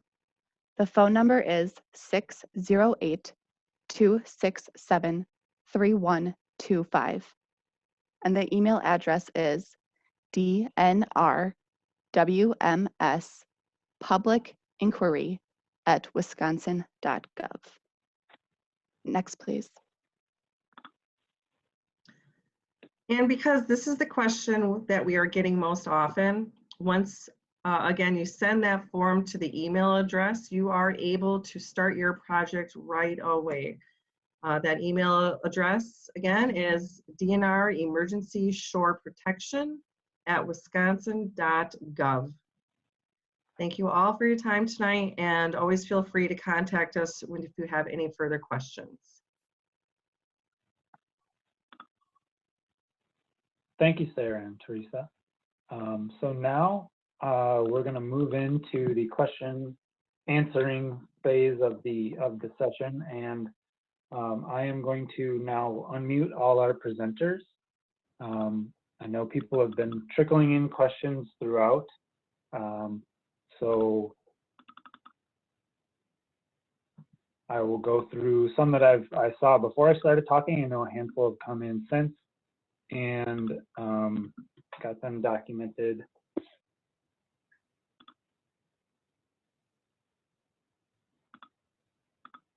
Here. So one question that has produced a little bit of discussion in the comments is essentially related to getting water out of the system.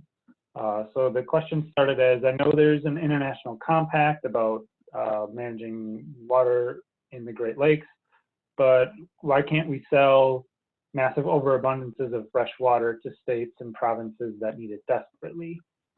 Related to that, people often ask the question of, is there a diversion we can send the water to, things like that. And so I think, Dee, would you like to start that question off, please?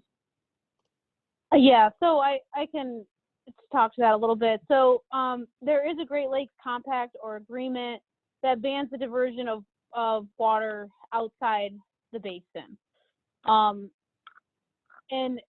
And one of the things I always like to bring up with this question is that, remember where we were just 7 years ago? We were at record low water levels. And just 7 years later, we're now at high water. So, just because, we're at high water now, this is a resource to this area. And it's, that's why the compact and agreement are in place, to protect those resources. And logistically, it's just, there's 6 quadrillion gallons of water in the Great Lakes. So anything we can really divert out would make a very, very minimal impact to the total system. Thanks. And I know one example was people were talking about speed bumps in Lake St. Clair River about slowing down water and things like that. And now thinking about how much worse that would have made the Great Lake Michigan had we intentionally slowed down water leaving the lake. Let's see. We had a question about the impact of climate change on exacerbating natural trends. Does anyone want to take that, at least the start of that? I'm assuming this is in relation to water levels, the impact of climate change to water levels. So as we saw in that hydrograph I showed in that period of record from 1918 to present day, you know, as we identified, there are periods of high and low water levels.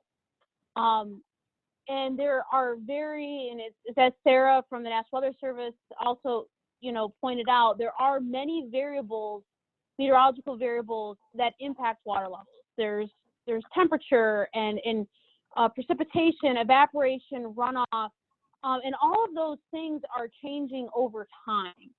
And to be able to forecast how all of those variables change over time can be very complex. And then even then to understand on what that impact is to water levels is very hard and is very uncertain. You know, that's why, you know, even in our forecast, you know, out 6 months, you know, that's why we have those 90% bands, because there's a lot of uncertainty in those forecasts. So yes, you know, right now we're at a period of high water and we expect this high water to continue, but given that full period of record back to 1918 and the periods of high and low water that we've experienced, we expect at some point that water levels will return to near average or even low water. But when that happens is just very hard to know.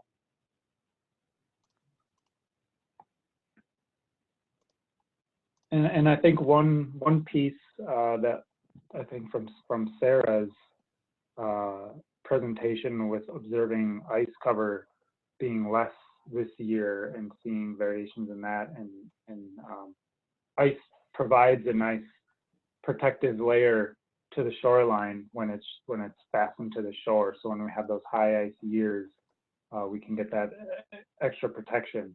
And I know definitely this year there was very little ice offering protection. So seeing, you know, trends in ice cover can, at least we can observe when we have less ice cover, we are more susceptible to shoreline damage. We also had some questions. Krystle, I'm gonna point a few questions to you. One of them is Army Corps assistance also available for neighborhood associations or only through cities, counties, and states? So Army Corps of Engineers assistance is meant for other government entities. So I would say if you have a neighborhood association or a particular area that's experiencing issues in bulk, we would call that a community issue that would need a community solution. So I would definitely recommend speaking with your local and county emergency management programs so that they're aware of it. And if it becomes an issue that they prioritize within their catalog of issues, that would be something that we would get involved in if they, as the city or the county or the state, requested it of us.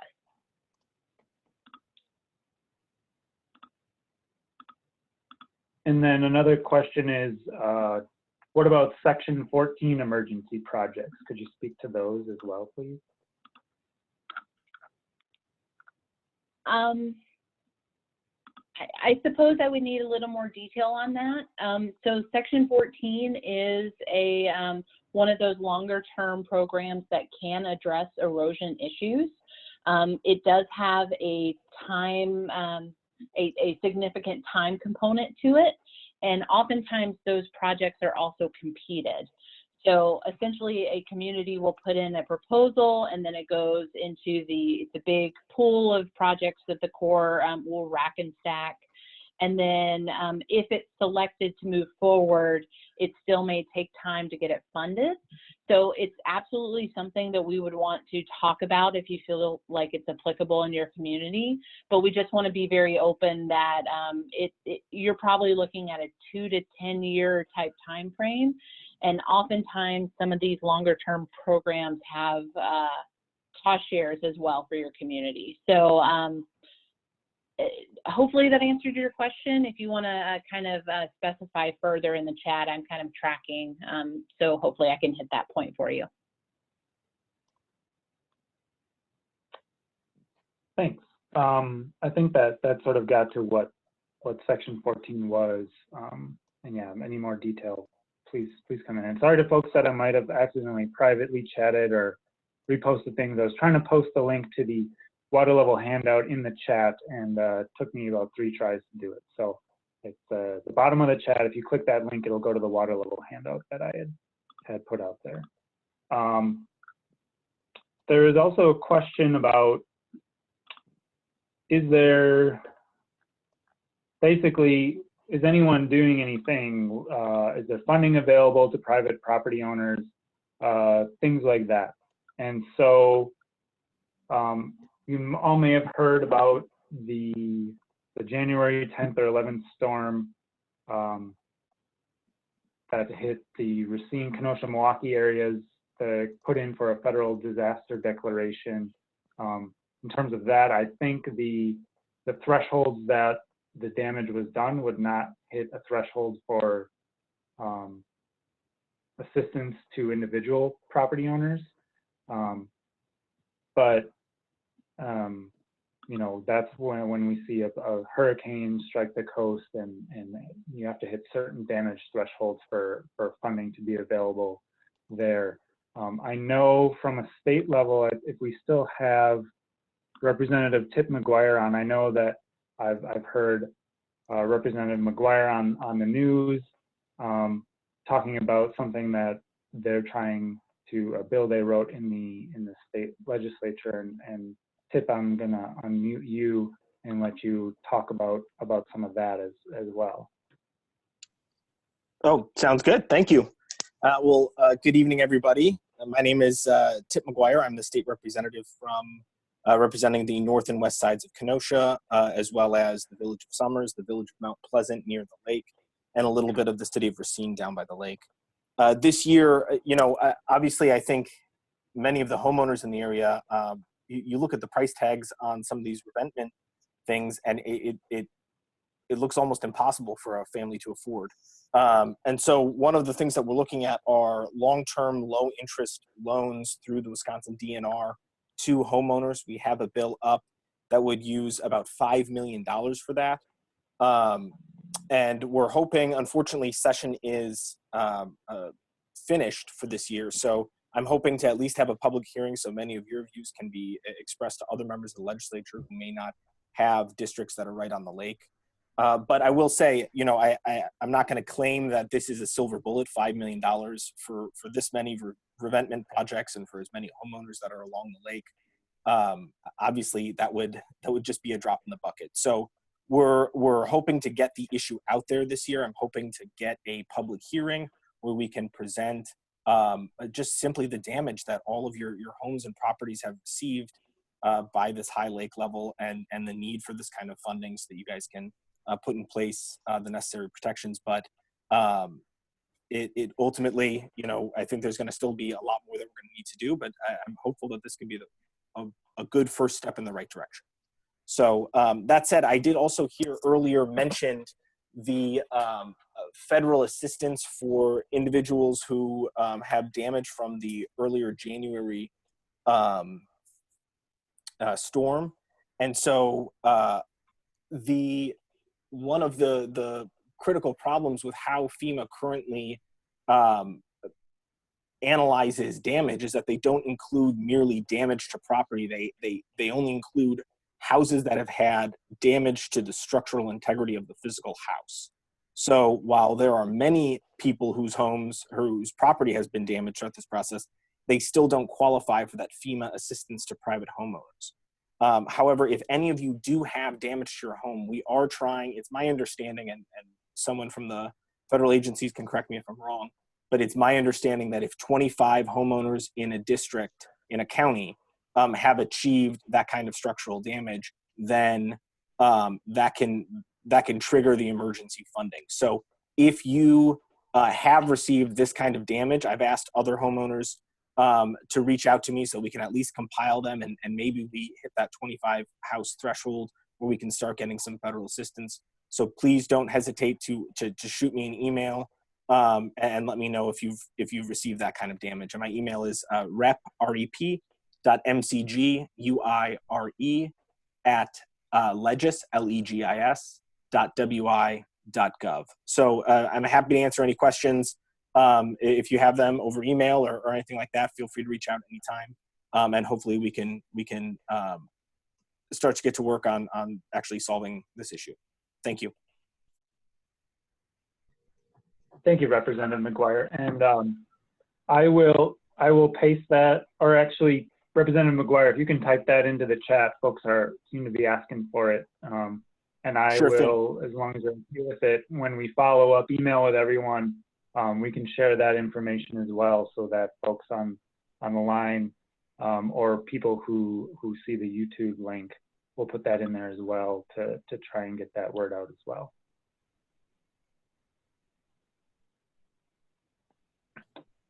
So there it is in the chat, and then I accidentally spammed it as well with my own announcement about clicking this link, docs.google.com. A lot of you put your email into the chat, and I'll pull that out of there and put you on the list. But for those of you who haven't, if you click on the link that says to sign up for email updates, I put together a Google form where you can give your a name and an email address that'll populate a spreadsheet for me that I can send the updates out to everyone who does that. So I'm going to go back and mute you, Representative McGuire, just so that I always say no dogs barking in the background that you don't want anyone to hear. So let's get back to the questions. We have about 10 more minutes. So there is one question about, are there any resources out there that are able to estimate the rate of shoreline erosion over time? So there is a map for the southeastern Wisconsin counties. It's included on the handout link. And I'm trying to share that share that with everyone now. I'm gonna go ahead and share my screen. If you go to the floodatlas.org/ASFPM/oblique-viewer, there is a viewer of Wisconsin of photos taken from airplanes flying the coast of Wisconsin starting in the 70s to look at how the coast has changed. And for the counties of Ozaukee, Milwaukee, Racine, and Kenosha, up there are historic shoreline erosion rates going from 1956 to 2015. Obviously, things have changed since 2015, but that's the most recent data. So to answer the question about shoreline erosion rates, for those counties, it's available on this viewer. For counties that are Sheboygan, Manitowoc, Kewaunee, there is a report that was done by the Bay Lake Regional Planning Commission that looked at erosion rates along that stretch. It was done in 1995. It's available online, and I'll try to include a link to that in the follow-up just for those who are interested of those historic sort of long-term rates of erosion. They don't necessarily capture what happened this year because of a storm, but over the long term. Again, thinking about geotime, those sorts of things that can capture that. Okay, let me go through just in order of things that we got in, what about the creation of man-made bluffs like New Jersey did after Hurricane Sandy? So that sort of gets maybe to the concept of nature-based shorelines. So rather than creating hardened shoreline as the only solution, putting in, say, a large sand dune or filling back in with softer materials. That's what happened after Hurricane Sandy along a lot of the Atlantic coast, is building large dunes. Now those dunes still are more susceptible to erosion than, say, a rock revetment, but they do provide a more pleasant and usable shoreline. That really hasn't been done too much in the Great Lakes. There's some challenges with just the wave energy that's in the Great Lakes, but it's certainly a developing area in the Great Lakes, trying to incorporate nature into some of these designs and not do fully hardened structures, but it is a challenge in our high wave energy environment here in the Great Lakes. Let's see, let's go back.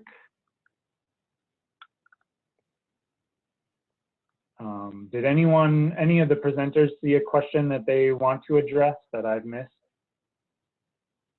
Yeah, hi Adam, this is Theresa at the DNR. Hello again, everybody. I just saw a question. Someone was asking if U.S. Army Corps permits are required in addition to the Wisconsin DNR permits. So once a permit application is submitted with the department, our permitting system actually will automatically speak with the Army Corps system. So all you simply need to do is submit your permit application to the state, and then our system will forward that information to the Corps, who will then in turn directly contact the individual specifically. So again, it's not necessary to submit an application with both agencies. Just submitting it with the Department of Natural Resources will go ahead and forward over that information for you. Thank you.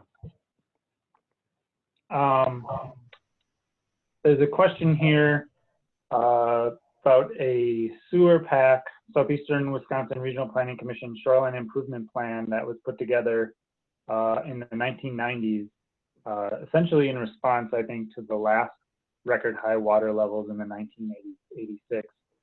And if any piece of that will be moving forward. I'm familiar with that study, and I know they looked at the whole Milwaukee County region or Milwaukee County shoreline, and looked at where certain practices might be implementable. Some of them I think got implemented, but on a whole scale, I think if you look at what the shoreline looks like and what that plan may laid out as possible solutions, a lot of it has not, and I think there are a lot of possible reasons for that. I don't know specifically, but water levels did go down quite a bit after that plan was put together. So perhaps urgency wasn't felt as priorities changed. But I know pieces of it got implemented, and it's definitely something that could be referenced now. A lot of it is identifying where revetments could be placed and where shoreline stabilization could be done. How can you determine if an existing revetment needs to be reinforced? It's hard to say just off the cuff, but a lot of those signs of failure, if stone is cracking, definitely that needs to be addressed. If it looks like a pretty steep slope, I'm going to go back to those pictures. Like this, if stones are starting to look like they're sliding, that would be definitely an obvious indication. If there's some erosion happening over the top of the revetment, if you see erosion behind the revetment, that could be evidence that waves are hitting the revetment and water splashing over it, causing some erosion that could sort of destabilize the revetment from behind. Those are sort of some of the obvious signs. But if there's any concerns, definitely having a professional come out and do an investigation would not be a terrible idea. If everything's fine, then you have the peace of mind, but if there are problems that are identified, you can start to get those addressed, because like this revetment down here in the bottom right corner, it was not maintained for a long time, and it sort of essentially totally failed. So so you do definitely want to be on top of it if you do have shore protection structures. And with that, we are at 8 o'clock. So I do want to respect everyone's time, and if we didn't get to your questions, I will take a look back and see if there's any main themes that we missed and try to address those. But I do want to say thank you to everyone for your time tonight, listening to join us and learn more about this issue. I'd like to thank all of our presenters for taking the time to share what they're doing and the information they have. And thank you all for your attention, and have a good rest of your Wednesday night.